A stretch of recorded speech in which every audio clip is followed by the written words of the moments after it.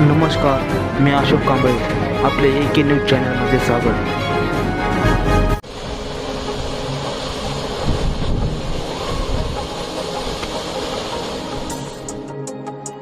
बीड जिल्ह्यातील अनेक अलौकिक दृश्यांपैकी एक दृश्य हे म्हणजे सौतळा धबधबा. बीड जिल्ह्यातील निसर्ग हा नेहमी पावसाळ्यामध्ये खुललेला पाहायला मिळतो. जणू काही निसर्गाने हिरवी साडीच नेसली आहे. यामध्ये बीड जिल्ह्यातील 2 धबधबे हे जवळपास पर्यटकांना आकर्षित करतात. त्यातील एक कपिलाधार तर दुसरा आहे सौतळा. या सौतळ्यापाशी देखील अनेक पर्यटक पाहण्यासाठी आणि हे विहंगम दृश्य नजरेत सामावून घेण्यासाठी येतात.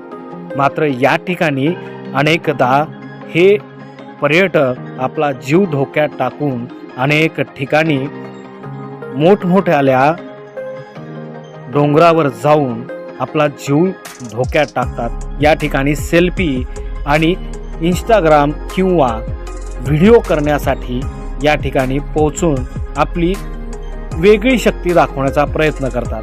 मात्र यामध्ये त्यांचा जीव धोक्यात असू शकतो हे पर्यटक याची जाणीव ठेवत नाही. मात्र हे विहंगम दृश्य जर पाहायला गेलं तर लांबूनही आपल्या नजरेत मावेल इतकं सुंदर आहे.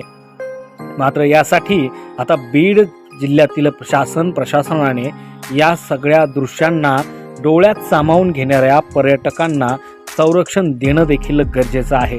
कारण बीड जिल्ह्यातील अनेक आश्चर्यांपैकी हे 2 धबधबे देखील आश्चर्यच मानले जातात आणि यांच्यासाठी अनेक गर्दी देखील होते.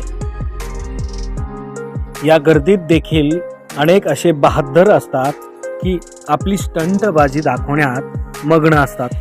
मात्र या सगळ्यांसाठी संरक्षण देणं गरजेचं आहे.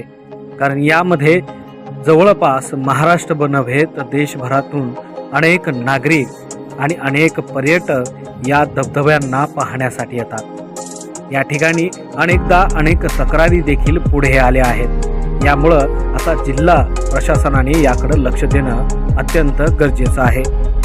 Rohit Dixit, Maharashtra News Time, Beed.